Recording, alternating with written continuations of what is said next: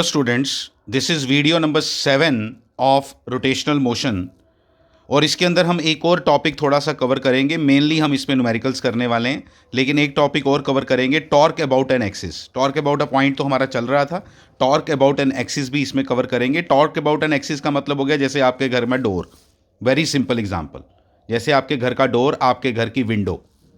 These are the examples of torque about an axis. देखो यहाँ पे मैंने ये डोर लिया है। इस डोर को, ये दो हिंजेस हैं, हिंजेस जिनको कब्जे भी बोलते हैं हम लोग, ठीक है। तो ये आपके हिंजेस हो गए जिसके साथ डोर एक अपनी अपनी एक्सिस के अबाउट जो है वो घूमता है, ठीक है। तो यहाँ पे आप देख सकते हो हम तीन तरह की फोर्स लगा सकते हैं। जब मुझे इसको पुश करना होगा तो ये वाली फोर्स हो गई F1, अगर मुझे पुश करना है इसको, ठीक है। और एक हम ये भी समझना है कि अगर कोई इस ऐसे ऐसे फोर्स लगा रहा है, आपको सामने सामने दिखाई दे रहा है, इससे दरवाज़ा नहीं खुलने वाला। दरवाज़ा जो खुलेगा वो किससे खुलेगा, ठीक है, पुशिंग या पुलिंग से। जो ये यहाँ पे मैं फोर्स लगा रहा हूँ F1, F2 और F3। F3 हो गया ऊपर चढ़ के आपने उसके ऊपर उसको दबाने की कोशिश कर रहे हो, तो क्या उससे उससे ये इस डोर की कोई मूवमेंट आएगी? तो इस ज़रा बात समझते हैं इसको टॉर्क की लैंग्वेज में कि कब मूवमेंट आती है और कब मूवमेंट नहीं आती है। इस तरह की डायरेक्शन जो F1 है, इसके लिए अगर जब भी आपने समझना है तो आपने इसके ऊपर अपना पेन को इसके ऊपर खड़ा कर देना है। वो डायरेक्शन है इसकी जो यहाँ नहीं बनाई जा सकती थी। जैसे F2 मैं बड़े क्लियरली दिखा पाया, F3 मैं क्लियरली दिखा पाया, बट F1 क्लियरली नहीं दिखा पा रहा हूँ ड्यू टू द लिमिटेशन कि हम लोग अभी 2D में काम करते हैं। तो 2D में फिर हमें रिप्रेजेंट करने का, जब आप कॉपी पे लिखते हो तब भी आप 2D में काम करते हो, तो हम उन चीज़ों को रिप्रेजेंट करने, बहुत बार आपको बता दिया मैंने कि वो जो फोर्स F1 है वो परपेंडिकुलर लग रही है इसके। और जब मैं इसके अबाउट इसका टॉर्क निकालूंगा, इसके अबाउट, तो ये परपेंडिकुलर डिस्टेंस लूंगा। This is the perpendicular distance, ठीक है। परपेंडिकुलर डिस्टेंस हमने लेना है, तो आप इसको ज़रा समझ लो कि क्या क्या आंसर आएगा। अगर मान लो ये लेंथ L है टोटल, और मैं बिल्कुल एंड में फोर्स लगा रहा हूँ सारी, तो ये L लेंथ की वजह से आप देखो टॉर्क किसके किसके बराबर आएगा, τ1 किसके बराबर आएगा। τ1 vector is equal to, τ1 vector is equal to होगा F1 into L, F1 into L. ज़रा डायरेक्शन की बात भी कर लें, डायरेक्शन की बात कर लें, डायरेक्शन की बात कर लें, तो डायरेक्शन आ रही है इसकी ऊपर की तरफ। आप ध्यान से देखना, ये है आपका आर वेक्टर, ये है आपका आर वेक्टर, ठीक है। और ये है आपका F1 वेक्टर। F1 वेक्टर भी आपको नज़र आ रहा है, देखना। अभी मैं आपको दिखाता हूँ कि ये डायरेक्शंस किस तरह से होंगी, आप ज़रा प्लीज़ अंडरस्टैंड करना, ठीक है। ज़रा देखना, ये देखो, ये आपका आर वेक्टर, समझ आ गया। एफ वेक्टर कहाँ है? वो नीचे है, आप पुश कर रहे हो ना, तो नीचे है वो, तो नीचे है तो मेरी फिंगर्स नीचे की तरफ जा रही हैं। तो थंब कहाँ आ रहा है? ऊपर की तरफ, यानी यू सी माई थंब, ठीक है। तो ये थंब है, ये मेरी फिंगर्स हैं, ठीक है, ये मेरी फिंगर्स हैं, ये थंब है। तो ये फिंगर्स किसकी तरफ अलाइन की हैं मैंने? आर वेक्टर की तरफ, आर वेक्टर की तरफ अलाइन की हैं। और ये फिंगर्स को ऐसे क्यों नहीं रखा? क्योंकि मेरा फोर्स ऊपर नहीं लग रही, मेरी फोर्स कहाँ लग रही है? नीचे की तरफ, इधर। तो इधर लग रही है, तो ये ऊपर की तरफ आया, तो इसका मतलब क्या हुआ? इसका मतलब हुआ कि आपके जो टॉर्क की डायरेक्शन आई वो अपवर्ड्स आई, अपवर्ड्स। मैं बना रहा हूं, देखना ध्यान ध्यान से। तो टॉर्क 1 की डायरेक्शन जो आई वो इधर की तरफ आई, ठीक है। फिर टॉर्क 2, F2 जीरो, डायरेक्ट नजर आ रहा है जीरो, परपेंडिकुलर डिस्टेंस बन ही नहीं रहा।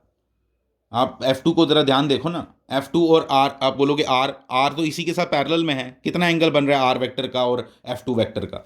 आप देखो ना, आर वेक्टर तो दिख गया आपको, तीनों फोर्सेज आपने एंड पे लगाई हैं डोर के। तो आप आर वेक्टर तो मैंने बनाया हुआ है यहाँ पे, ये आर वेक्टर है। आर वेक्टर और इसके बीच में कितना एंगल है? यहाँ तो 180 बोल लो, यहाँ 0 डिग्री बोल लो, ठीक है, 180 बोल लो। 180 साइन 180 कितना होता है? 0। तो इसलिए टॉर्क 2 0, क्लियरली नजर आ रहा है, टॉर्क 2 0। टॉर्क 3, टॉर्क 3, ये सबसे इंटरेस्टिंग केस है यहाँ पे जो मैं आपको बताने जा रहा हूं। टॉर्क 3 के केस में आर वेक्टर और F3 के बीच में एंगल 90 है, 90 है। तो टॉर्क किसके बराबर आएगा? टॉर्क यहां पे आएगा F3 into L, F3 into L आएगा। डायरेक्शन जरा पता लगाएं, डायरेक्शन जब मैंने पता लगाने की कोशिश की, आप देखना जरा ध्यान से कैसे करेंगे। आप प्लीज़ अच्छे से अपनी फिंगर्स को अलाइन करोगे आर वेक्टर की तरफ, और आपकी फिंगर्स कर्ल करनी चाहिए F3 वेक्टर की तरफ। ये लो, ऐसा बनेगा। ये देखो आपकी फिंगर्स कैसे अलाइन है, देखो अब हाथ ऐसे नहीं रख सकता हूं मैं, क्योंकि मेरे को फिंगर्स को कर्ल किसकी तरफ करना है, R3 की तरफ, तो R3 की तरफ कर, F3 की तरफ, सॉरी F3 की तरफ, तो इधर तो अपनी फिंगर्स को ऐसे ऐसे घूमनी चाहिए, इसकी तरफ, नीचे की तरफ, ये देखो नीचे की तरफ जा रहा है ना F3 नीचे की तरफ जा रहा है, तो इसलिए मेरी फिंगर्स भी नीचे की तरफ जा रही हैं। तो थंब कहाँ आया, थंब आया अंदर, ठीक है, दिस इज इनवर्ड्स, नीचे नहीं बोलना इसको बोलना इनवर्ड्स। नीचे नीचे ऊपर होता है, ये होता है ऊपर, ठीक है, ये होता है आउटवर्ड्स, जो आपको मेरा थंब नहीं दिखाई देता, ठीक है, तो ये आ गया इनवर्ड्स, ठीक है, और अगर नीचे होता तो ये हो गया नीचे, ठीक है, तो इसलिए नीचे ऊपर इनवर्ड्स आउटवर्ड्स डिफरेंट चीजें हैं, ठीक है, ध्यान से बोलना हर बात को। तो यहां पे डायरेक्शन क्या आई, यहां पे डायरेक्शन जो आई वो कैसी आई, डायरेक्शन जो आई वो ऐसी आई,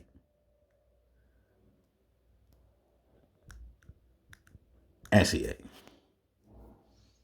यस ऐसी आई। अब इधर से समझने वाली बात है, मुझे अगर मैं प्रैक्टिकल एनालिसिस कर पाऊं कि अगर मैं डोर की बात लूं तो क्या यहां पे मूवमेंट होती है, मैं लिखूंगा नो मूवमेंट हेयर, नो, इसमें तो नो मोशन, यहां पे टॉर्क ही नहीं बना तो मोशन कहां से होनी, नो मोशन, यहां पे मोशन है और यहां पे नो मोशन। अब ये समझ नहीं आया यार, ये वाला केस सबसे इंटरेस्टिंग लगा हमें एक्सिस के केस में, ठीक है, पॉइंट के केस में ऐसा केस नहीं बनता, जब टॉर्क अबाउट एक्सिस की बात करो तो ये वाला बड़ा इंटरेस्टिंग केस बनता है। उसमें आपने क्या याद रखना है, जब हम एक्सिस के अबाउट पढ़ते हैं तो टॉर्क होने के बावजूद भी कई बार मूवमेंट नहीं हो पाती, वो तब होगा ऐसा when the direction of torque is perpendicular to the axis. ये देखो, ये आपकी एक्सिस है, ये आपकी एक्सिस है, ये आपका टॉर्क की डायरेक्शन आई, तो क्या ये दोनों आपस में परपेंडिकुलर हैं, बिल्कुल हैं, ठीक है, ये जो इधर आया इधर, ये दोनों आपस में क्या हैं, पैरेलल हैं, T1 के केस में, T1 के केस में पैरेलल हैं, T2 के केस में एक्सिस के साथ, मैं एक्सिस के साथ टॉर्क की डायरेक्शन की बात कर रहा हूं, इसको प्लीज अपनी लैंग्वेज में लिख के रखो, अगर टॉर्क की डायरेक्शन एक्सिस के पैरेलल हो तो मूवमेंट होगी, अगर परपेंडिकुलर हो तो मूवमेंट नहीं होगी, और जब टॉर्क नहीं होगा तब तो बात करने की जरूरत ही नहीं है, तब मूवमेंट का सवाल ही पैदा नहीं होता। तो ये बातें आपने अपने पास लिख के रखनी है, ठीक है, अच्छे से लिख के रखो इसको, when the direction of torque is along the direction of axis, then there will be a rotational motion, but when the direction of torque is perpendicular to the axis, then there will be no rotational motion, there will be no movement in the door, there will be no movement in the window, whatever you want to say। हम window door particularly बात नहीं करते कभी भी, हम लोग तो एक जनरल बात करते हैं। ये तो एग्जाम्पल के तौर के लिए मैंने आपको डोर की एग्जाम्पल दी कि आप घर में भी इस चीज़ को फील कर पाओ। घर में भी जब भी हम डोर खोलते हैं तो हम यही वाली फोर्स लगाते हैं, या तो डॉट या तो क्रॉस, ये वाली पुलिंग या पुशिंग। अभी मैं पुश कर रहा हूं, अगर आप डॉट देखोगे तो हम पुल करेंगे, ठीक है, तो ये अच्छे से नोट करो, इंटरेस्टिंग टॉपिक था ये। देखो अब ये पॉइंट ओ के अबाउट, या कुछ भी बोल लो आप, एक्सिस है इसकी जिसके अबाउट ये घूम रही है रॉड, ठीक है, आपको घूमती हुई दिखाई देनी चाहिए। कैसे घूमेगी ये, ऑब्वियसली इसका अपना मास जो है वो m है, इसकी वजह से ये इधर से नीचे की तरफ आएगी, ठीक है, ये रॉड नीचे की तरफ आएगी ऐसे, ठीक है, नीचे की तरफ आएगी। मुझे बताना है कि उस टॉर्क की वैल्यू कितनी होगी अबाउट पॉइंट ओ, तो मुझे मालूम है जो mg लगता है ना हमेशा, ये आपको बता देता हूँ, mg हमेशा इसके सेंटर ऑफ मास पे लगता है। तो ये एक यूनिफॉर्म रॉड है, यूनिफॉर्म रॉड का सेंटर ऑफ मास कहाँ एक्ट करता है, उसके बिल्कुल इधर, तो ये आ गया आपका mg। आपको ये बात समझ आई, तो फोर्स यहाँ पे जो इन्वॉल्व है जिसके कारण ये रॉड नीचे की तरफ जा रही है, दैट इज़ ओनली mg। हम कोई एक्सटर्नल फोर्स नहीं लगा रहे हैं, लगा भी सकते थे, गिवन भी हो सकती है पेपर में कि भाई एक और फोर्स ये वाली ले लो, फिर आपको टॉर्क 2 की वजह से निकालना पड़ेगा, इसकी और इसकी। फॉर द टाइमिंग ये फोर्स गिवन नहीं है, इसलिए इसकी बात नहीं करनी। यहाँ पे सिर्फ एक ही फोर्स इन्वॉल्व है, दैट इज़ mg, ठीक है, mg। और वो कहाँ एक्ट करेगा, वो आपको बड़े अच्छे से मालूम है कि यहाँ से लेके यहाँ तक का डिस्टेंस जो होगा, जहाँ पे ये एक्ट करेगा, जो ये सेंटर ऑफ मास पे mg एक्ट करेगा, that is distance is l/2।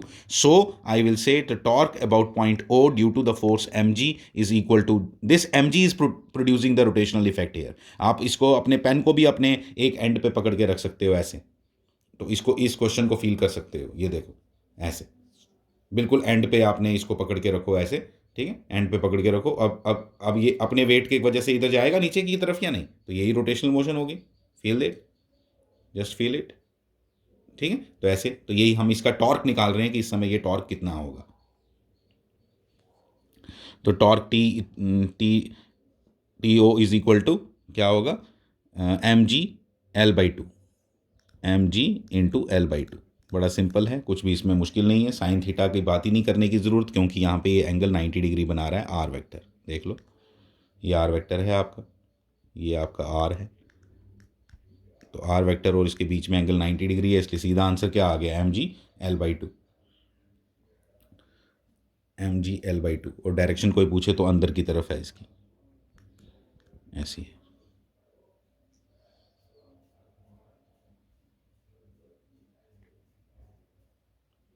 ठीक है, नेक्स्ट करते हैं।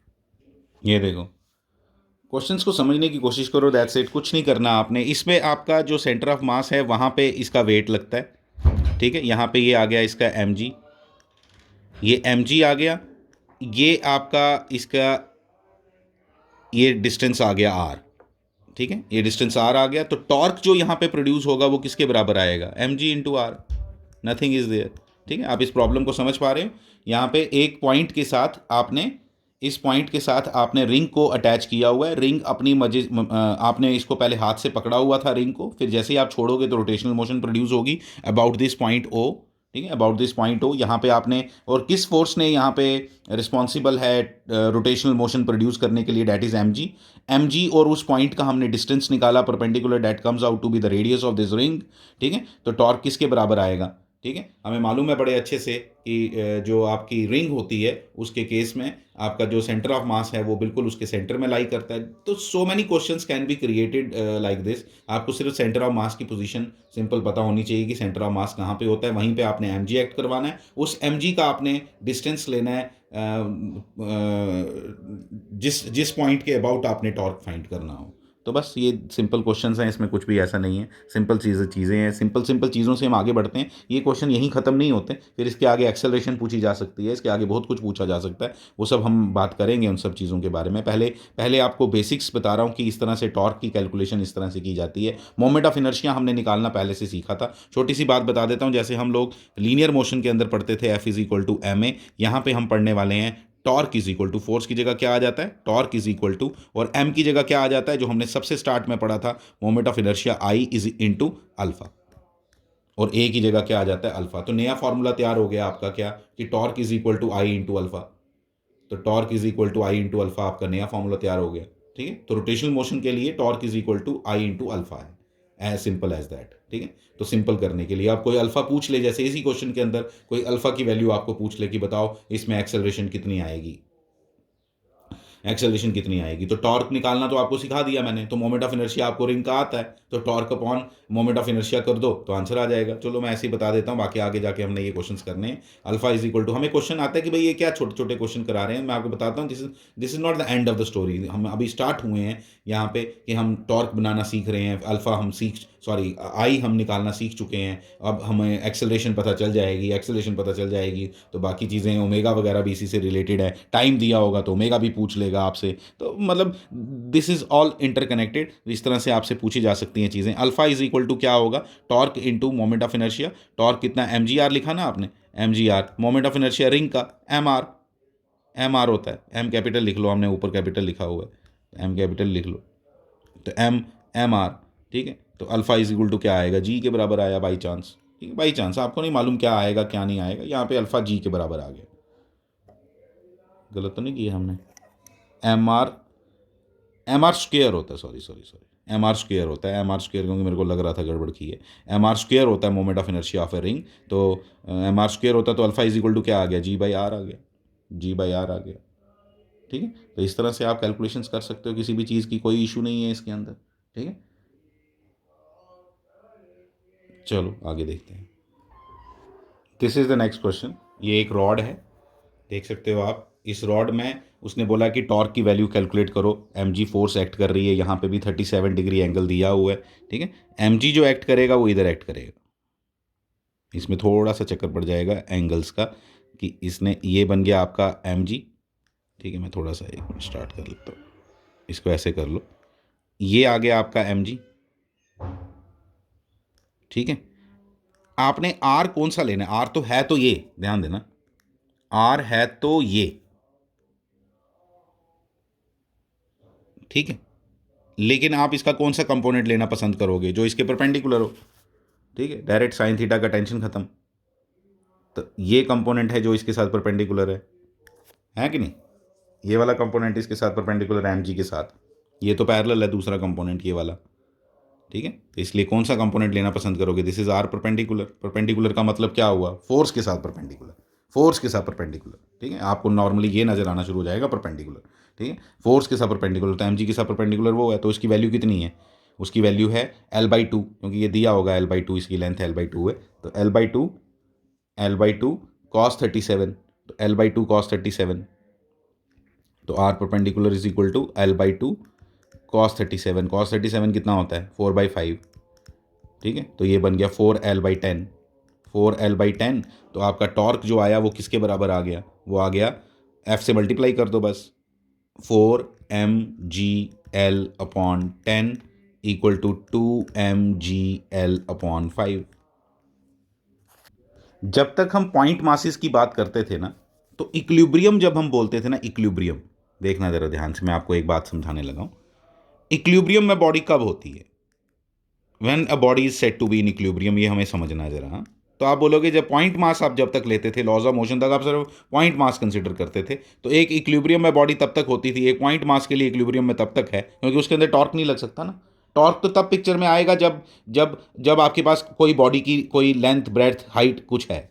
जब आप पॉइंट मास कंसिडर कर रहे हो तो सिंपल, फॉर पॉइंट मास क्या लिखोगे आप, for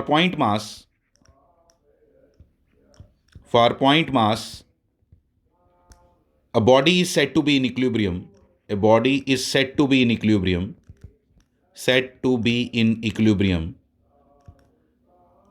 to be in equilibrium when f net is equal to 0। अच्छे से लिखो आप, when f net is equal to 0। अब क्वेश्चन आपके दिमाग में आना चाहिए, क्या ये फैक्ट नहीं है बड़ी बॉडीज के लिए, एक्सटेंडेड बॉडीज के लिए। एक्सटेंडेड बॉडीज बोलते हैं इनको, जिनमें जो पॉइंट मास क्या मतलब हो गया, अपोजिट की बात करें अगर तो। ठीक है, कि पॉइंट मास वाली बॉडीज जिनका कोई डायमेंशन नहीं है और जिनकी डायमेंशन है, उनको एक्सटेंडेड बॉडीज बोला जाता है। जैसे फॉर एग्जांपल मैंने यहाँ पे एक रॉड ले ली। ठीक है, आप देखना ज़रा ध्यान से, मैं एक बात बोलता हूँ, इसकी अच्छे से अंडरस्टैंडिंग करना। मैंने यहाँ पे फोर्स इस पर एफ लगाई, यहाँ पे भी फोर्स एफ लगाई, फाइन, यहाँ पे भी फोर्स एफ लगाई, यहाँ पे भी फोर्स एफ लगाई, तो आप क्या बोलोगे हेयर, आपको फील होना चाहिए ये चीज, आपको सामने सामने नजर आ रही है कि here F net is equal to 0, बिल्कुल है।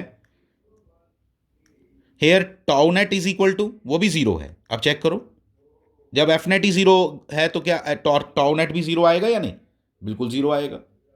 टॉर्क कैसे 0 आएगा, दोनों की वजह से टॉर्क फाइंड कर लो, किसी भी पॉइंट के अबाउट, किसी भी पॉइंट के अबाउट फाइंड कर लो, ये लो बिल्कुल सेंटर में फाइंड कर लो। तो जो आर वेक्टर बन रहा है वो इसके साथ क्या बन रहा है, इस फोर्स के लिए वो उसका एंगल 0 है, इस फोर्स के लिए उसका एंगल 180 डिग्री है, 0 है 180 है, दोनों चेक करने की जरूरत नहीं होती। साइन के केस में, 0 भी 0 होता है, 180 भी 0 होता है, इसलिए टेंशन नहीं होती डायरेक्शन की ज़्यादा। तो इसलिए ये जो आपको पास केस बनाया मैंने, इसमें एफ नेट भी 0 है, टाउ नेट भी 0 है, इसमें एफ नेट भी 0 है, टाउ नेट भी 0 है।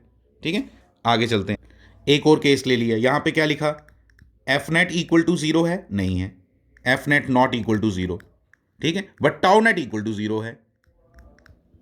अब बातें समझनी है कि एफ नेट और टाउ नेट का कैसे कैसे आपस में काम चल रहा है, ये आपको बता रहा हूं इन फिगर्स के अंदर, नथिंग एल्स। तो क्या आपको क्लियर हुआ यहां पे कि यहां पे एफ नेट भी 0 है और टाउ नेट भी 0 है, बिल्कुल। सॉरी, एफ नेट 0 नहीं है, लेकिन टाउ नेट इक्वल टू क्या है, 0 है, बिल्कुल आ गया समझ। चले आगे। अब ये एक इंटरेस्टिंग केस बनाने लगा हूं मैं, जरा ध्यान देना आप प्लीज। एक फोर्स मैं यहां लगाने लगा हूं, ठीक है, और एक फोर्स मैं यहां लगाने लगा हूं। ठीक है, यहां फोर्स लगाई, कितनी, सेम फोर्स लगाई, एफ एफ। ठीक है, एफ एफ फोर्स लगाई। ठीक है, कुछ नहीं, छोड़ दो इसको। ठीक, एफ एफ फोर्स लगाई, एफ नेट 0 है, बिल्कुल है, बिल्कुल है सामने। एफ नेट तो क्या सीधा नजर आ रहा है, एक ऊपर जा रही है एक नीचे जा रही है, तो एफ नेट तो 0 है। क्या टाउ नेट 0 है, नहीं है, वो कैलकुलेट करके बताओ। अबाउट पॉइंट ओ कर लो, अबाउट पॉइंट ओ कर लो, अबाउट पॉइंट ओ कर लो, तो क्या आएगा बताओ, क्या आएगा, एफ इंटू ओ। ये देखो, इस एफ की वजह से निकालो, इस एफ की वजह से निकालो, तो ये आ गया इसका आर, ये आ गया आर, ध्यान देना प्लीज, ध्यान देना। और आ गया, आप देखो टाउ नेट किसके बराबर आएगा, टाउ 1 प्लस टाउ 2। और देखते हैं क्या पता ज़ीरो ना आ जाए। ठीक है, तो टाउ 1 प्लस टाउ 2 आएगा, तो ये अगर इसकी लेंथ एल है तो एल, इसकी लेंथ एल है तो ये L/2 है। ठीक है, लेंथ टोटल एल लिख लो आप। तो एफ इंटू L/2, ध्यान देना, एफ इंटू L/2। और डायरेक्शन बताऊं आपको, डायरेक्शन अंदर की तरफ आ रही है इसकी, ये वाली, ये वाली।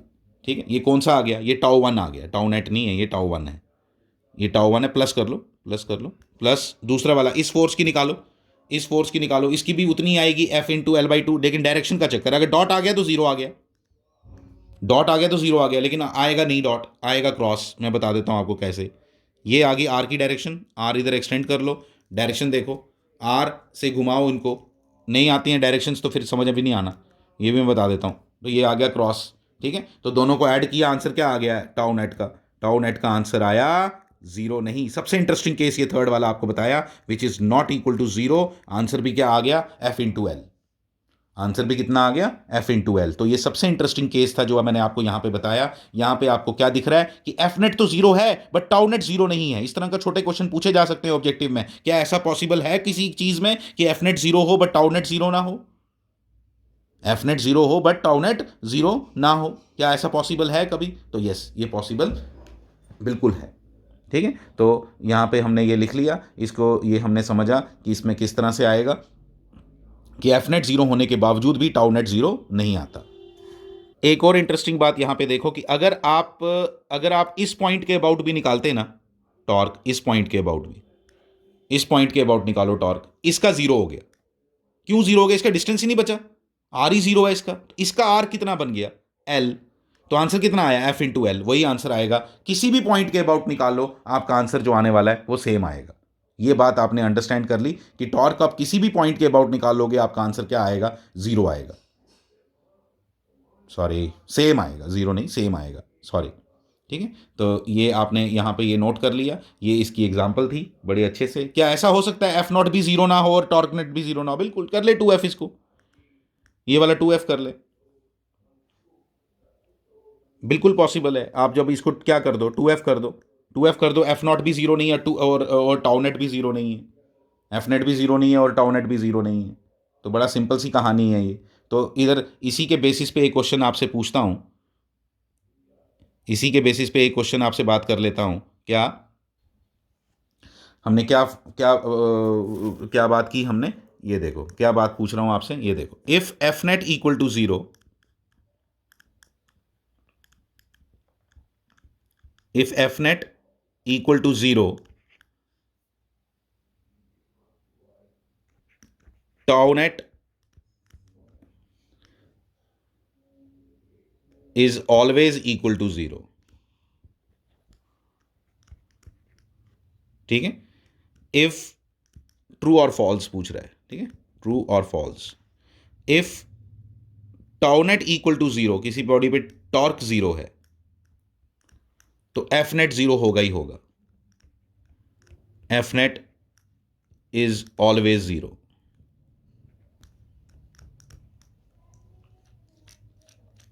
ट्रू और फॉल्स, तो आप इसकी बात याद रख लेना। ठीक है, ये बिल्कुल इसमें इसमें ये फॉल्स है, अभी मैंने प्रूव करके दिया आपको। ठीक है, अभी प्रूव करके दिया, बट ये बात ट्रू है कि अगर टॉर्क जीरो है तो फोर्स तो जीरो होगी ही होगी, एफ नेट तो इक्वल टू जीरो होगा ही होगा। तो फॉल्स और ट्रू इसका आंसर है। ठीक है, तो ये अच्छी इंपॉर्टेंट है, कहीं पे भी ये पूछा जा सकता है, मैं आपको बता देता हूँ, इंपॉर्टेंट बताई मैंने बात आपको। ठीक है, इसी बेसिस पे एक लास्ट कंक्लूड कर रहा हूँ इस वीडियो की कहानी। एक लास्ट बात जो मैं बात करने वाला हूँ आपके साथ, वो ये है, a body is set to be in equilibrium, an extended body, point mass की बात नहीं, अब जर्नल बॉडी की बात कर रहे हैं, पॉइंट मास की क्यों बात करेंगे अब। ठीक है, जर्नल बॉडी के बारे में बात करता हूं। If a body is set to be in equilibrium, a body is set to be in equilibrium, is set to be in equilibrium when F net equal to zero चाहिए तो चाहिए ही, टाउ नेट भी equal to zero चाहिए। अभी जो example आपको दी थी मैंने ये वाली, तो क्या मैं उस बॉडी को इक्विलिब्रियम में बोलूं? एफ जब मैंने ऊपर लगाया था, बिल्कुल भी नहीं, ये बॉडी घूम रही है, इसको कैसे मैं रेस्ट पे मान लूं? तो ये तो घूम रही है। तो इसलिए कंडीशन क्या बन गई अब आज से बाद आपकी कि एफ नेट भी आपको जीरो चाहिए और टाउ नेट भी जीरो चाहिए for a body to be said to be in equilibrium. Thank you very much.